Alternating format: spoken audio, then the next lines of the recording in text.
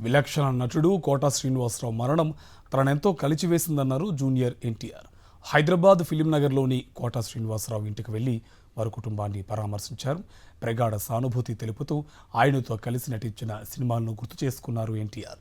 నటనకు నిలువెత్తు రూపం కోటా శ్రీనివాసరావు అని ఆయన భౌతికంగా దూరమైనప్పటికీ నటుడిగా ఎప్పుడూ జీవించే ఉంటారని భావోద్వేగానికి గురయ్యారు.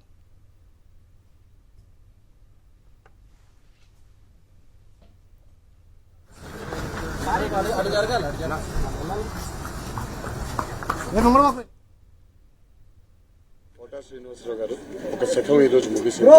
నటుడితో పనిచేయడం పూర్వజన్మ సుకృతంగా భావిస్తున్నాను. ఈరోజు ఆయన లేకపోవడం తెలుగు ఫిలిం ఇండస్ట్రీకి ఒక తీరని లోటు. వారి కుటుంబానికి నా సానుభూతులు. ఆయన ఎక్కడున్నా ఆయన చల్లని చూపు మనందరి మీద ఉండాలి అని ఆ భగవంతుడిని ప్రార్థిస్తున్నాను. యాక్టింగ్ ఇండస్ట్రీకి, నటనకి ఒక నిలువెత్తు రూపం కోటా శ్రీనివాసరావు గారు. ఒకళ్ళే కోటా శ్రీనివాసరావు గారు, ఇంకో కోటా శ్రీనివాసరావు గారు మళ్ళీ పుట్టరు, మళ్ళీ రారు.